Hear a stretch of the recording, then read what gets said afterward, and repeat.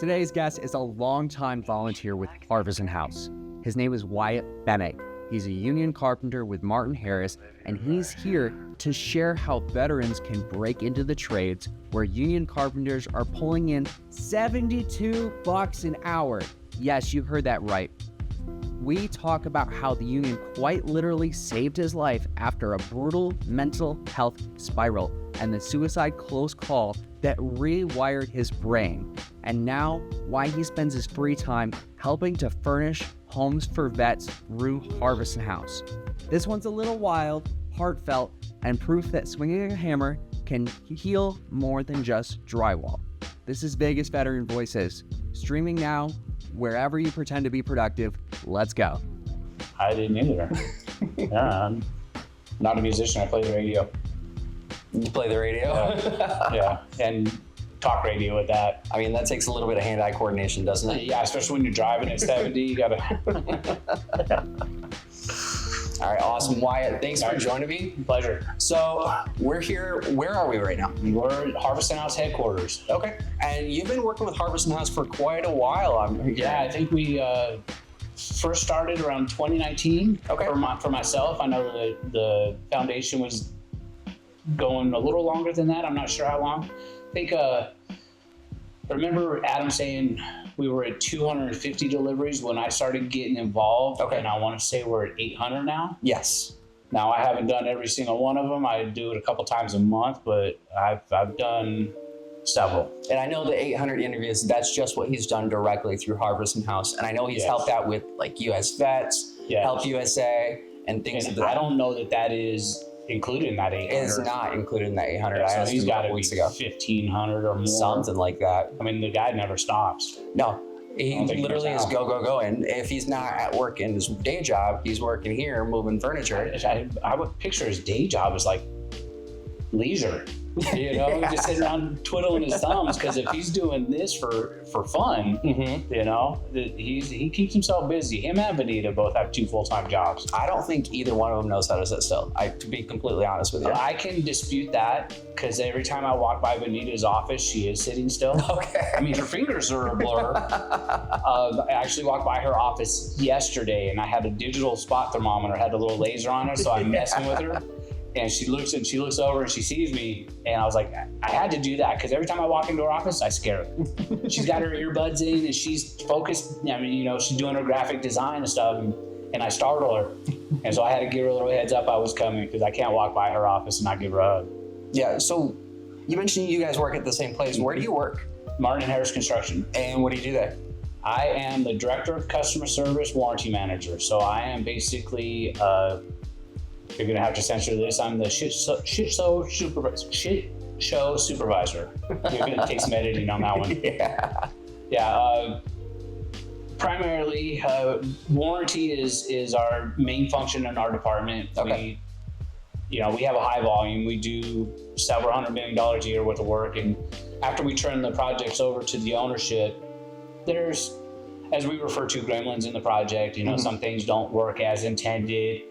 People tamper with it, it wasn't installed correctly. And we just make sure that everything is functioning for the owner so they get what they pay for. That's fantastic. And how long have you been working at Martin Harris? Next month will be 9 years. 9 years? Yeah. That's a long time to be working there. It is. And you're a part of the union, right? I am. Carpenters 1977. So I know there's a lot of vets in your union right now, There are quite a few, yes. We have a program that's called Helmet to Hard Hats. Okay. And as soon as the vets come out, you know, they need, you know, you have the engineers that were building stuff in whatever branch they were in. We need those guys. In my opinion, I think everybody should be union, just because I think owners and they make good margins. So why can't we provide quality of life salary so everybody doesn't need to work 2 jobs? So that being said, the veterans, they come out of the service, they're disciplined, they already know how to put their boots on, they're used to dealing with challenging circumstances in unfavorable conditions, which is ideal for a carpenter. I mean, especially in the desert, everything's hot, or cold. Yeah. You know, people don't realize that we get cold here too, albeit a heartbeat in the wintertime, but you know, there's something about picking up a metal stud that's been sitting in the sun at 2 o'clock in the afternoon. It'll burn you through your clothes. So the discipline that the veterans bring it's an asset for sure. There's a crap ton of misinformation going around with like unions and stuff, and everyone kind of has their own idea of what a union is. What does a union actually do? That is, that's an interesting question, and let me see if I can explain that to where it can be delivered. The union is a collective of members that are trying to better the industry and raise the standards, for safety, for productivity, for wages and benefits. If it was up to a building owner, they wouldn't pay for labor. They'd want us to do it for free, and they'd want us to work 24/7 till it was done. That's not fair to the workers. There wasn't the adage in the 1800s. What I think we are 167 years old is when the Carpenters first were inception. I think his name was Peter J. McGuire. He was a founding member of the Carpenters and I believe the AFL-CIO. You might want to fact check me on that one. I don't know if that part is correct. But the auto workers, they would work them 12 hours a day and work them for pennies and unsafe environments, unhealthy environments, and a group of people got together and just wanted higher standards for the services we provide. One of our high up leaders in our national level said something to me one time that resonated with me, and it was, you can't walk into or drive under something that wasn't built by a carpenter. And that's profound. That's true. You're sitting on a chair, carpenter built it. Although, it could have been computer, but the carpenter was involved. Your house, your office, everything, the stadiums, the concert halls, everywhere you go, a carpenter had their hands on it. So we should have some respect and some dignity. And how about when we retire?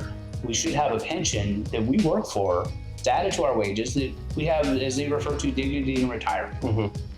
And I'm pretty blessed. I started in 91. So I got 34 years in, I'm only 52, and I'm eligible for retirement. And albeit it's not the number I like, it's a comfortable living. Yeah. And I'm actually in a good point where I'm at Martin Harris. I don't conduct carpenter work anymore. I'm more administrative. So I can retire from the union and draw my salary. Okay. So essentially I plan on the last few years, from 55 to 60, the double dip is what I'm going to call it. I'll draw my pension, draw my salary, and at 60, I'll just ride off to the sunset and have a nice quality of life. So it really sounds like it's a combination of legal help if you need it. It's a combination of fighting for fair wages, combination of helping people get jobs, find jobs, keep jobs. Well, yes. Keeping jobs is on the individual. Okay. Because as you've seen all the members that we had here today, and I mentioned to you earlier, all of those guys are competing for the same job. Yeah. We're not trying to take each other out, but and I've been in this scenario before, I have 10 carpenters. Well, next week I only have work for 5. Yeah. How do I pick and choose the 5 that stay working and the 5 that have to go to the unemployment line? And that's a hard choice that I've made hundreds of times in my career. And it comes down to attitude. Ability goes so far. I can teach you how to do something, but I can't teach a good attitude. Yeah. If you're sour and mad at the world, no matter what happens, you're going to be sour and mad at the world. Somebody who's humble, happy to be here, and don't mind picking up a broom and picking up the scraps, I'm going to keep somebody who has a better attitude. Yeah, and I think that goes for pretty much every single workplace, whether you're working with your hands, working with your mouth, or working with your fingers. Yeah. Because that's 90% of jobs right there. Yeah. It really just goes down to, do you have the soft skills? Because you can't teach soft skills. You can't teach that being kind to someone else. You can't teach those empathy and ethics and all of that. Ethics go a long way.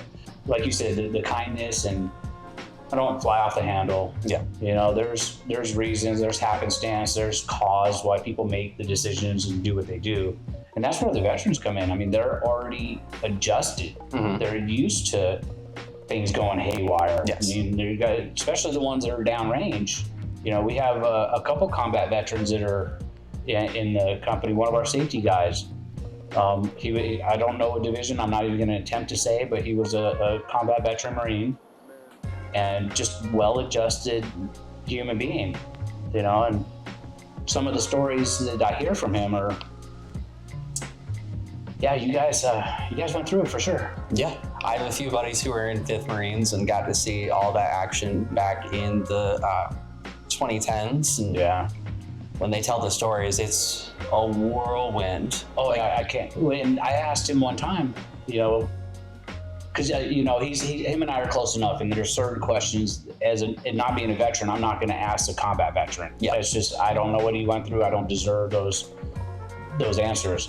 But I did ask him one time, what do you see when you close your eyes? Mm-hmm. Because of what you've seen when you're downrange. And his answer was profound. He's like, I see my children.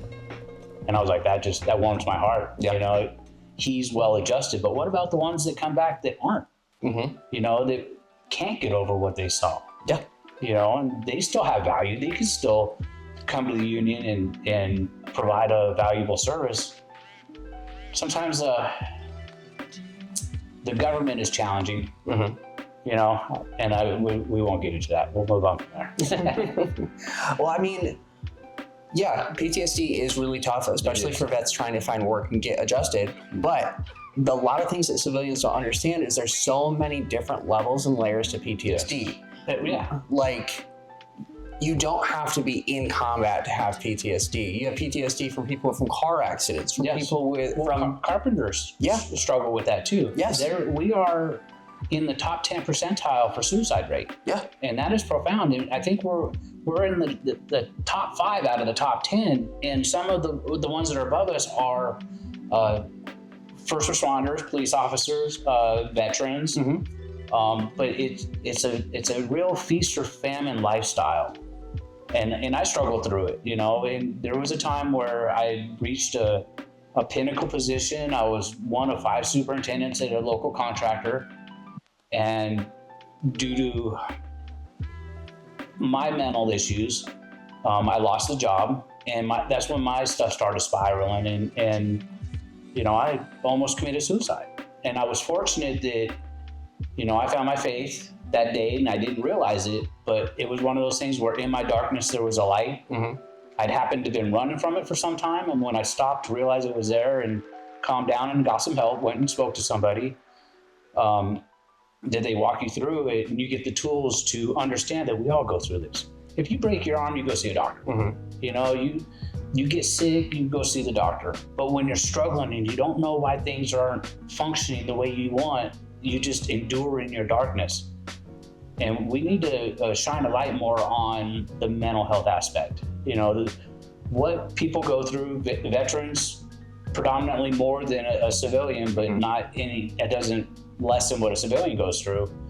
But the struggle is real, and we need to help train the people to understand, to work through the challenges, and the stinking thinking is what my pastor refers to it as, and how you talk to yourself, how you see yourself, your energy, you can manifest the good or the bad in your life, Like, it really just goes down to your day-to-day, what you tell yourself in the morning, because whatever you tell yourself in the mirror that day when you're first waking up, that is how your day is going to go. Truly. 100%. And if you were talking to a vet who is struggling, they're on the edge, they're looking for that passion and purpose, what is something that you would tell them? This too will pass. You got to understand that you are more than unemployed. You are a brother, a sister, a father, a daughter, a son. You are more than you reduce yourself to. And it's hard because when you have that negative mindset and downward spiral mentality, it's hard to see yourself more than that darkness. Mm-hmm. The therapist that I went to, he gave me the tools to get through it, and I wish he could teach everybody, because it took a while, because I was worried about me, them, what they did, and it's not about all that. Life happens. You need to learn how to endure and kind of shrug off the small stuff. Yeah. And it's all small stuff if you think about it. It really is. And I think the biggest hurdle for mental health here in like 2025 is the stigma behind it, because there's still a strong stigma. Like, I talked to so many vets that are like, I don't want to go to the VA because I don't want someone to see me there and know I was going there for something that... And, man up. Yeah, exactly. Yeah, and that's just... And it's hard because we're all guilty of it. Yes. We're all guilty of it. Don't be a girl. Don't be a baby. You know, that's how we were taught. You know, you compartmentalize your feelings and you don't show them. You don't wear them on your sleeve when in fact you should. Yeah. I mean, I'm sure you don't see that at all at the Carpenters Union, right? We used to not. Yeah. Now we have a boss committee is what it's called. Brotherhood, Outreach, Service, and Support. And if you want, let me look it up real quick just so I make sure I get that right. Because I think that's really important. It is. And the committee has to be careful because we are not therapists. And I don't want to mislead anybody, but you can reach out to somebody and we'll listen. Yeah. You know, it is Brotherhood, Outreach, Strength, and Support. Brotherhood, Outreach, Strength, and Support. Yes. And let's see, what was their last post?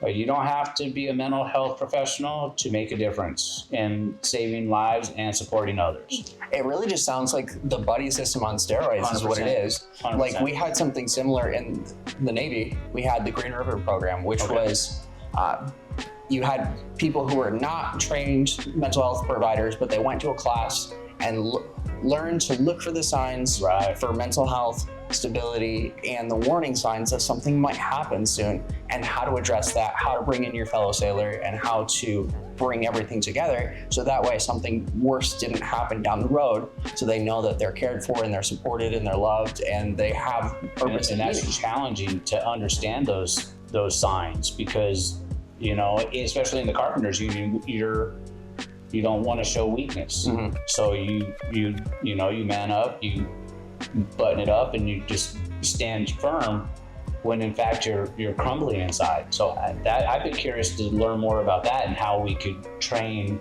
and share that information out there, because that'd be good information to have. It's something similar to like a prayer line, where you check in and you make sure when I call you, you call someone else type thing. But how do you get them to check in? I know. That's the huge hurdle. How do you get them to engage and ask for help? Because that was my struggle. Mm-hmm. My asking for help was Metro knocking on the door doing a wellness check, and I looked around out back and all the first responders were sitting over there with their lights off waiting to come clean up a scene. You know, and fortunately I didn't have the nuts to do it. Is pretty much what it comes down to. And again, that I wasn't brave enough to do it. That's the mentality of it. You know, how stupid is it to even think that way? I was strong enough to not do it. Is the reality. But you don't see it like that when you're in the moment and you're in that darkness. You know, you just, and again, my faith really helps. You know, the support I got there, the therapy.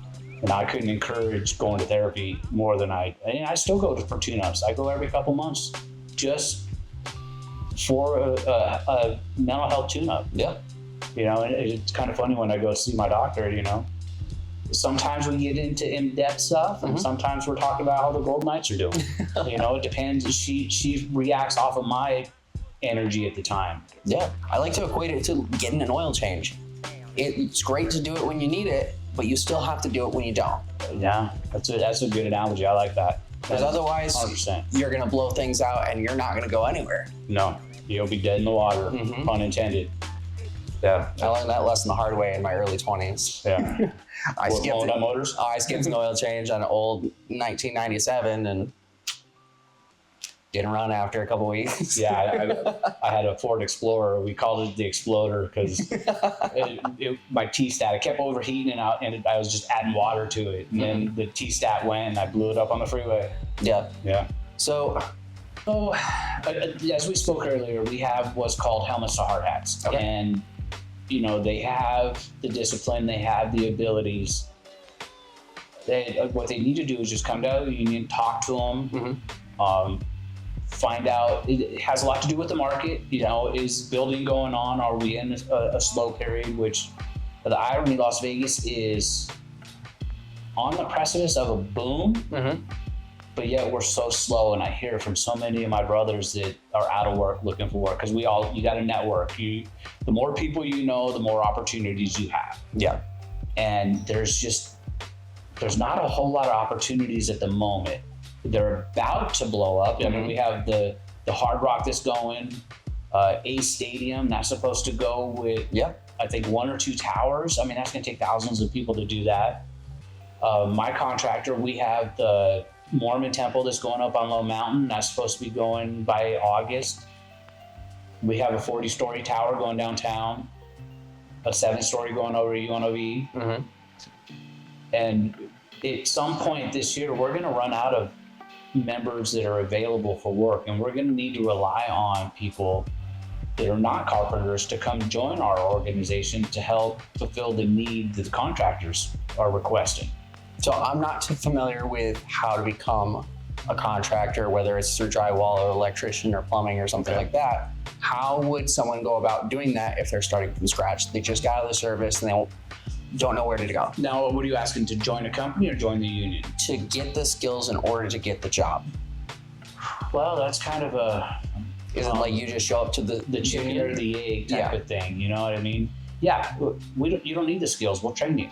You got to have the attitude and the desire to, I mean, it's not an easy job. We're up early. We work long hours. Things are heavy. They're hot.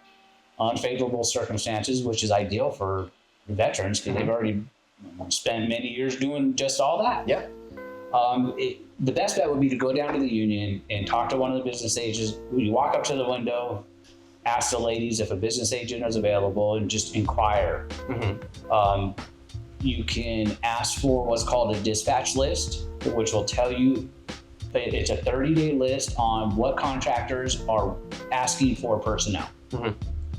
What I do, and I haven't been out of work in a long time, fortunately, but when I would go down there, get that list and find the projects. See, and the parameters I would look for is what's gonna last the longest, what is the type of scope of work that I wanna do. I mean, I can hang drywall, I really don't like it. And then location, you know, sometimes close to home is beneficial if you have issues with transportation or whatnot. Find those locations and you go there every day like it's your job. Treat looking for work like it's your job. And guys like me will be standing there, and the first couple of days are like, I'm not hiring. Come back in 2 weeks. Come back in 2 weeks. You'll hear the proverbial 2 weeks. But if you stay persistent, I showed up every day on the project. The first couple of days I go and I would do my reconnaissance and find out where I wanted to be. And once I found out where I wanted to be, I attacked that project until they put me to work. And the longest it ever took in my 34-year career was 2.5 weeks. And you just show up because you never know. That day, somebody could have not showed up. Somebody could have quit.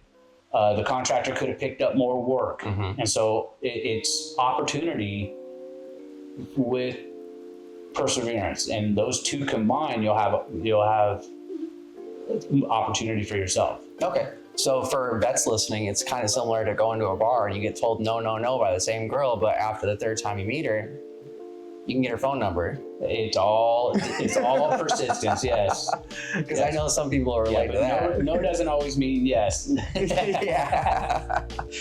But yeah, persistence. And don't ask the carpenters, because you'll get the guys in the field like, hey, they're not hiring, get out of here, because they know they want to keep their spot. Yes. And again, it's what I said before, everybody is competing for the same few positions. So what are the soft skills that set you apart? Everybody can swing a hammer, use a screw gun, use tin snips, but how's your attitude? How do you present yourself? Yeah. You know, because things go bad. You don't want to lose your cool, if you will. You know, stay calm, cool, and collected, and you'll do pretty well. Now, how do you guys combat the heat here in the Las Vegas Valley? We start early and get off early. You start early, get off early? Yeah, this time of the year when we're in the 100 and hells, usually start time is 5 a.m. And that way you're off at 1:30. Okay. try and stay in the shade. And there are OSHA regulations and mandates that the contractors have to provide drinking water, break times, sun or shade shelters if you're working outside. I don't know, just being dumb and wanting to work, I guess, because the money's pretty good. You can overlook a few things, you know. But the other side of it is it gets cold. In January, when it's 23 degrees in the Vegas Valley and everything's freezing, and I know guys work in snow and they're laughing, oh, 23 degrees. Yeah, but January it's 23 degrees. July it's 123. Yeah. You know, there's quite the temperature spread, and I don't know, that's a good question. Yeah, because I think those Black Flag days here in Vegas hit a lot harder than a lot more places because there's no humidity, it's dry, and then on top of that, when you get a dust storm, you're chewing it, you get that stuff in your mouth. God, like I'm fortunate, I wear glasses, but the people with contacts, I couldn't even imagine having the grit in your eyes. The corneal abrasions hit hard. Yeah, it's I don't know, it's a good question. Why did I become a carpenter? Well, the money is damn good. The money is damn good. I think we're over $1 a minute. I want to say it's like $1.10 a minute, full package. $1.10 a minute is crazy. Yeah. So you're starting at 60? Well, a 50% apprentice, it's actually 72. 72 starting? Yeah, $72 an hour starting. An apprentice, they come in at percentages. Okay. So 0 experience, you come in, you become a 50% apprentice. So you're half of 72, so you're $37 an hour. There's a breakdown on that. After a certain amount of time, they start paying into your, so we have a couple pensions. We have our Plan A, which is my retirement pension. The Plan B is an annuity, which is part of our taxable income. They add that to our wages and then they bank it for us, which is about $5 an hour. Okay. We got the health and welfare, vision, dental. What else do we have? There's a vacation. So twice a year we get, it's equivalent to $5 an hour. So we get a couple nice checks a couple times a year. In fact, I'll be getting one at the end of this month and then at the beginning of December. And those are about $5,000. Just a nice little shot in the arm. I mean, some guys need it more than others. Mine usually pays for a vacation because that's what it's there for. Yeah. It's not a bad gig, really. It really doesn't sound like it. You learn the skills so you can have a job for the rest of your life. The caveat to that, and I don't want to interrupt, but the caveat is it bangs you up. Yeah. I've already had cortisone shot in my shoulder. I got friends that have had back surgeries and knee surgeries and arthritis and dislocated this and bruised, fractured that. You know, it's a demanding job. Yeah. And that's something that the veterans have, that internal strength. They already persevere through that. They just seem to adapt better than a high school band student, if you will. You know what I mean? And we're actually working on that too. We are worried about a shortage of members. That's why the veterans are, I can't preach it enough, we need them.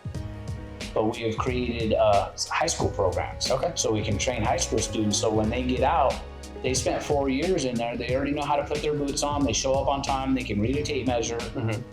And not all high school students need to go to college and get student loans and start off with debt. Yeah. You know, a journeyman carpenter, after 4 years of apprenticeship, he's made over $200,000. He's debt free. Yeah. You look at him, he's got a house, got a motorcycle, he's got a boat. You know, and you talk to the same college student that did 4 years in college, he's coming out, he's 4 years behind the carpenter because he financed his future. You know, and so now he's got to pay all that back while he's making a lot less money than a carpenter does. Let that really sit and sink in too. That's a lot. Can you imagine being 18, 20, 22 years old, making 70 a year? I definitely couldn't. If I think back to what I was making when I was 22 years old, it was nowhere near. Right. It's almost too much money. Yeah. Both of my children, my late son held 2 union cards. He was a carpenter and a glazer. Mm-hmm. He was wise enough that if it got slow in one field, he could go do another field. My youngest is a union carpenter. He's been in since 2016. And, you know, I'm being a salaried employee. That little fucker makes more than I do. Don't edit that part out. Because he gets the overtime, you know, and he's 32 years old, has a house, a boat, lifted truck, motorcycle, baby, you know, and no debt. He owes his mortgage and I'm sure his car note, but he's not paying student loans. You know? He doesn't rent. He doesn't rent. Which that's a big thing for a lot of people. Yeah. I have a very strong personal belief, this is not a fact, this is me, just what I'm thinking by seeing the market, is if you don't own a house in the next 25 to 30 years, you won't be able to. That privilege is going to not be available for the common person. And I think what's really cool is right now, the state of Nevada is putting together what's called NVSB 197, I believe. And what that does is it's going to set aside a pot of $10 million for anyone who doesn't currently own a home, makes less than $140,000, and is looking to purchase a house. And that pot is used to pay down interest rates. So that way you're not getting market rate interest rate here in Las Vegas. With that, if this gets approved, you'd be able to buy down 1, 2, or 3 points and have a lower interest rate than anywhere else. That's the difference between $2,100 to $1,500 a month. Yes. And at $1,500 a month, a carpenter can afford that. Mm-hmm. You know, provided they're working, of course. Yeah. Because that's about where mine's at. I'm about $1,500 a month. But if I were unemployed, I could cover it for a couple months on unemployment and keep the lights on. Yeah, because unemployment's like what? $500 every week? Yeah, I don't know. Yeah. I'm gonna pat myself on the back. I don't know. I haven't filed unemployment in 15 years. I had the soft skills that kept me working. Yeah. The union refers to carpenters like myself as a unicorn because of the scopes of work I've done in my career. I'm a dirt to drapes carpenter. I can set your foundation. I can hang your curtains and set your doorknobs and everything in between. And the thing that makes us a unicorn is because we're not available. Yeah. You know, I don't go out of work. You know, if I make a phone call right now, somebody's gonna take me and put me to work because of my skills, which are on the shelf because of the job I'm doing now. I don't use those skills. I live in my soft skills, not my hard skills. So here at Harvison House, every Saturday, there's always a bunch of people from the union here. Why are there so many people volunteering here at Harvison House? Like, what is the tie-in between the union and Harvison House? Well, the tie-in is myself. So you met Wayne, who was here today. Yes. He was at one point my supervisor, Martin Harris, and he left Martin Harris and went to work for the union. He had mentioned to me, find something you're passionate in, take it, present it to the union, and they'll provide support and the members to help, provide labor. I want to say it was within 2 weeks. It could have been the next day. I don't remember. There was an email that went around, and Adam's wife, Benita, working in the office, it was just information on what Harvison House was doing. Yes. So I hadn't met her, but I took the opportunity to walk around the corner and go say, hi, I'm Wyatt. I'm curious of what you're doing. And I want to say that was in 2019, early in 2019. And I took it to the union, and being that it's a veteran-based program, with the CUP program that we have, you hear the guys talking about that. That is the Carpenters Urban Participation Plan. Okay.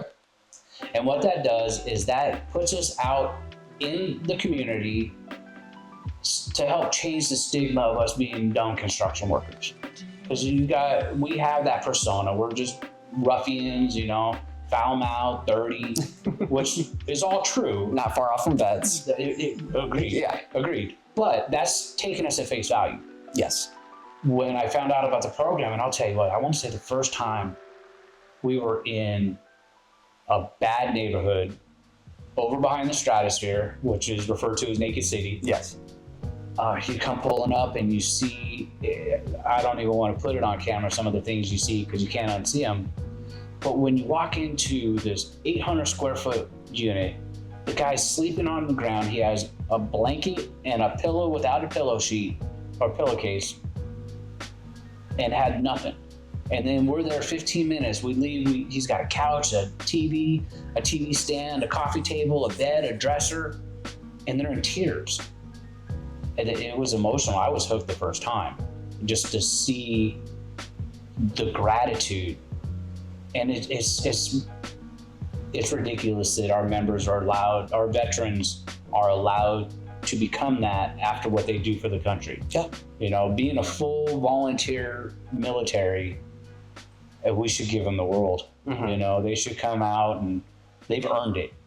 And they've earned more than nothing, which is what they're given. They got to go after it, which is similar as a carpenter. You got to earn it. Yes. But the first time I did that, I've been hooked, and Benita and I, we have a great relationship. I can tell you how many times I've been out here. I'm not here every Saturday, but I'm here at least once a month, if not twice a month, for the past 6 years now. Solid 5 years. And that's cool. The union has certain qualifications for the CUP program. Okay. And it's got to be, the focus is increasing union market share. Yes. Because as it is, I think we're only maybe 35% of the carpentry market share is union. Yeah. We would like 70% or higher, which would be ideal. So it has to be political, community, and veterans everybody's got a soft spot for them. Yeah. You know what I mean? There's a lot of guys that are in the union that are members or from military families, so it's an easy one to get on board. Yeah. We've had some hiccups where they were like, we're gonna not use Harvison House as a CUP event. I'm like, okay, well, I'm still doing it. Yeah. You know, because the guys do get compensated for it. Okay. And it's very minimal, but for every hour volunteered, they get a CUP credit. Mm-hmm. They get 6 credits in a 6-month period. They'll get a $250 stipend. Okay. So, you know, I have my 6 hours usually in January. Mm-hmm. You know, in February, I have my 12 hours. Yeah. I think I'm sitting at, not counting today, last time I checked, I'm at 81 hours for the year already between Harvison House and a couple of the other things that I do. I didn't touch on that. I'm on a nonprofit for the members. It's called the CARP program. Okay. Carpenters Assistance Resource Plan. And what it is, it's real similar to the Fallen Officers Fund. So all these guys, if they get hurt at work, there's workers' compensation. There is some support there to help them not lose everything. But what about the member who, and I'm going to use one of the guys as reference, goes to a storage unit, steps off a ladder, steps onto a pipe, and broke his ankle? Now he's out of work. Yeah. You know, so he can petition our committee, and we review the application, and we can provide tax-free money, albeit a little bit. It's about $900 a month, but we can do that for 6 months. And that's better than nothing. It keeps the lights on, it keeps them fed, keeps gas in the car. Yeah. You know, and they don't have to worry about anything. It's a gift. And that one's been pretty good. I think our inception on that one was, we're in 25, so that would have been in December of 23 when we filed for our EIN and had the lawyer write up all our stuff, and we went through our SOPs and our bylaws and created all that stuff from nothing. And that's actually a pretty fun one. That's a monthly meeting on that one as well. I mean, every once in a while I get a sandwich out of it, but that's about it. It's about the members, and we're doing good fundraisers. We do a golf tournament and a trap shoot every year, and we tend to bring in more money right now than we're spending, which is good. Yes, that's always good. There'll be a time where the need will be more than the contributions, and we'll face that when that comes. But we're looking at, you know, investing some of the money into CDs or something like that. So it's working for us as well. Let me answer this real quick. Yeah. Hey, sweetheart, can I call you back? Probably one. I'm in the middle of a podcast interview. All right, bye. She's like, what? No, she's like, okay, bye. And right now she's going, what did he say? No, because we'd hang out there a whole lot more. I'm sure. And to be honest, I don't really drink beer. I don't know the last time I had a beer. I'm more of a tequila guy. Yeah. Yeah. I mean, usually if I'm drinking a beer, it's not water beer. It's, yeah. Oh, you like the IPAs and stuff like that? Yeah. Well, I mean, I grew up in West Michigan. So Grand Rapids is Beer City, USA, where we have, I think within a 30-mile radius, we're up to 300 craft breweries. There's more craft breweries than there are bars. Some of those are too much for me, though. Yeah. I get it. You know, I mean, I don't like the hoppiness. I think the worst, I can't say worst, but I like a good Hefeweizen. Yeah. And Killian Dread is probably one of my favorites. They're dangerous. Yeah. I only get a 6-pack of those because they're like 2 drinks, you know what I mean? I mean, it just really depends on the flavor profile, but there's so many different types of beer all over. And there's some that'll knock you on your butt, though. Yeah. Like, I know Founders has what they call a KBS, is Kentucky Breakfast Stout, and that's over 14%. Whoa. Yeah, so you can only have 1 or 2 of those before you're done for the night. Yeah, no doubt. Whoa. Well, in tequila, you know, one of the problems with being a carpenter is addiction. Yes. You know, a lot of people struggle, as with veterans. I know we all try and numb it however we can. But I was into bourbons and whiskey for so many years. And you tend to overdo it, and you wake up and you're just hungover and feeling like crap. Yeah. Well, my number one guy that I work with, his name's Juan.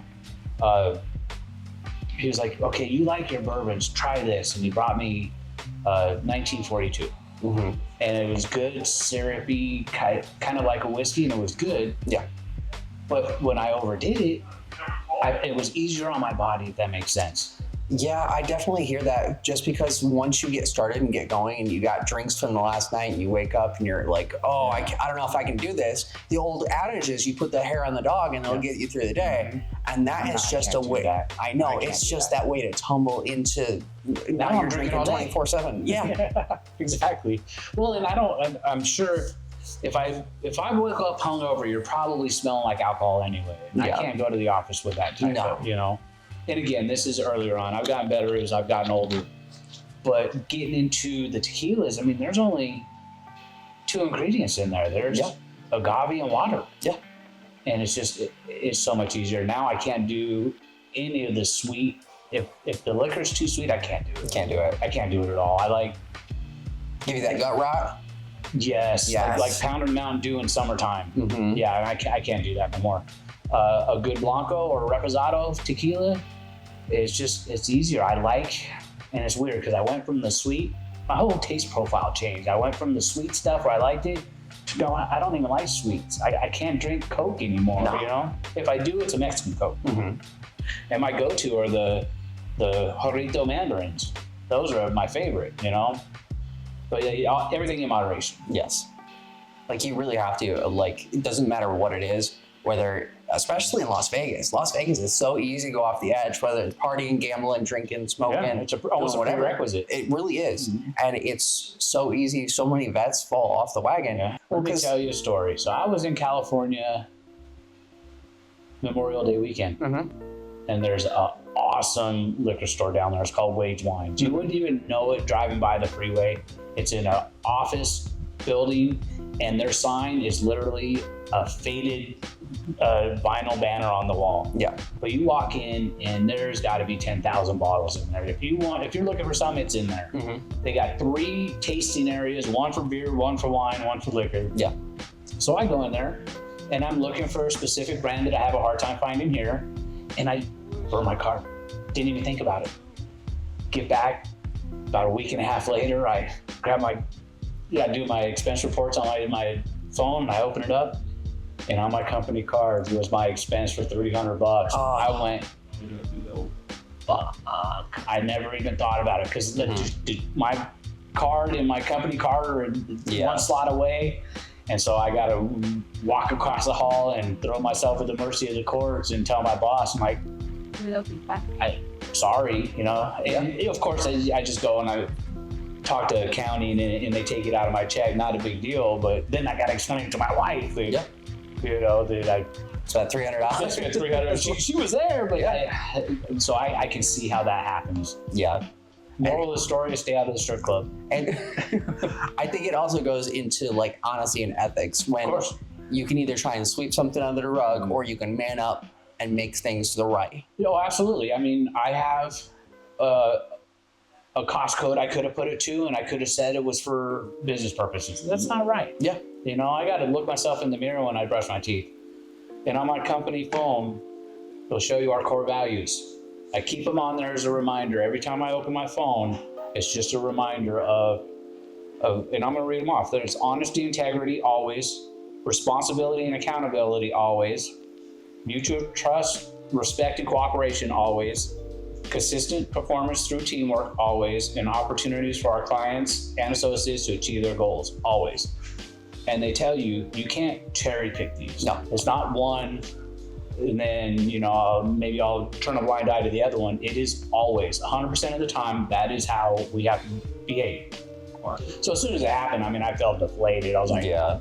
Fuck. And then I go tell my boss, he's like, I've been here 28 years. You know how many times I've seen people do that? He's like, go talk to Pam. All right, Pam, here's a code, sorry. And, you know, no harm, no foul. Yeah. But I couldn't imagine if I made that mistake and cost me my job. Yeah. Again, stay out of strip clubs. Yeah. Awesome. Well, hey, thanks for meeting with me. No problem. This was fun.